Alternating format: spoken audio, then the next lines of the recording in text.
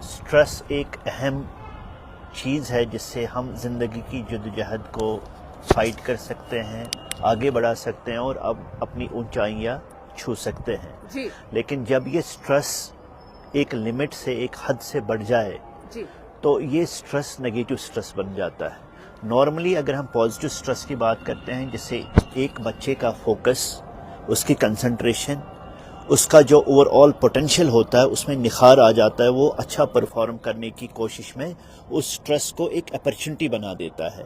لیکن اگر ہم نگیٹو سٹریس کی بات کریں اس سے اس کی پرفارمنس بہت کمزور پڑ جاتی ہے اور جو ایکسپیکٹیشنز ہوتی ہیں اس سے کم اس کے گریڈز آتے ہیں یا مارکس آتے ہیں، جو اس کا پرفارمنس ہے وہ صحیح نہیں رہتا ہے۔ تو اس سٹریس سے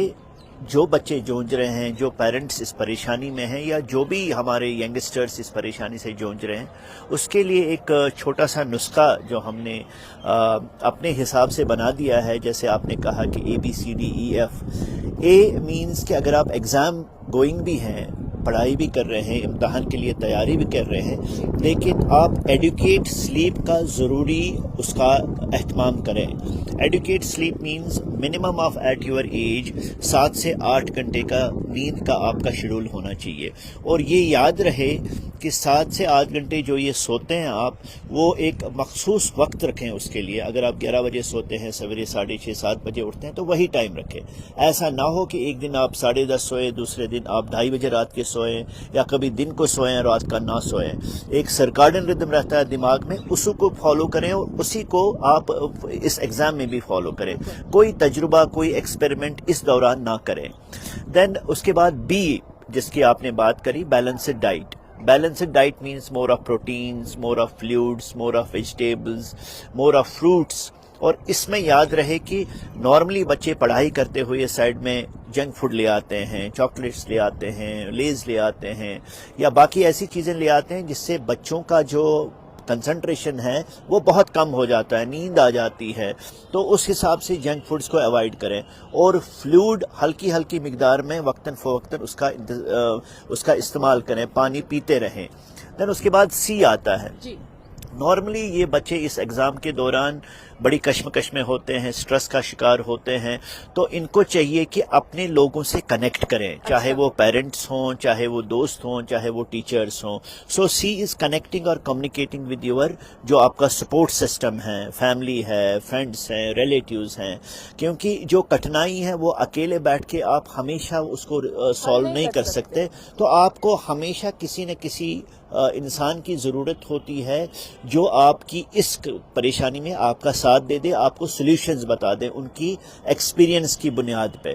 اس کے بعد D means that you have to devote yourself sometimes to the social work also, social causes also. You have to go for meditations, like ہم کسی بھی مذہب سے تعلق رکھتے ہوں، ہم نماز، قرآن، باقی چیزوں کا اہتمام اس دوران بھی کریں، یا جو باقی لوگ باقی فیتھ سے منسلک ہیں وہ اپنی حساب سے پوجا پاٹ میں اپنا ٹائم نکالیں، جتنا بھی ہو سکے اس میں وہ میڈیٹیٹ کریں، اور stay away from drugs of addiction, وہ امپورٹنٹ ہے۔ کبھی کبھار اسموکنگ کا استعمال کر لیتے ہیں بچے ایگزام کے دوران، اور یہی اسموکنگ کل خدا نخواستہ آپ کے کام اگر نہیں آتی ہے، پریشانی ہٹ نہیں جاتی ہے، تو آپ دوسرے ڈرگس کی طرف چلے جاتے ہیں۔ تو stay away from drugs of addiction. Then E is exercise. Exercise doesn't mean کہ آپ امتحان میں آپ کو آلریڈی بہت وقت کی کمی ہوتی ہے، تو ایکسرسائز مینز کہ آپ کا آنگن ہے، آپ کا ویرنڈا ہے، آپ کی لابی ہے، بڑا سا ہال ہے، اس میں 5-10 منٹ آپ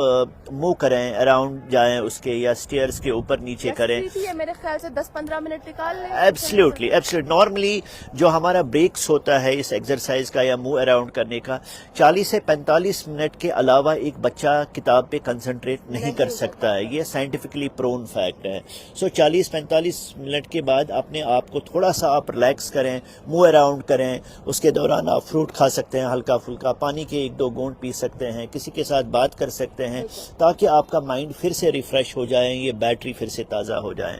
اس کے بعد ایف، اگر آپ کو اس ABCDE سے اتنا زیادہ فائدہ نہیں مل رہا ہے، دیٹ مینس کہ سٹریس کا لیول بہت زیادہ ہے، اپنے کاؤنسلر کے پاس جو آپ کے آس پاس میں ہوں، کلینکل سائیکالوجسٹ کے پاس، یا ایون ڈاکٹر کے پاس بھی چلے جائیں، جو آپ کو گائیڈ کریں گے how to plan your studies, how to get your stress down. And most important thing میں لاسٹ میں کہوں گا کہ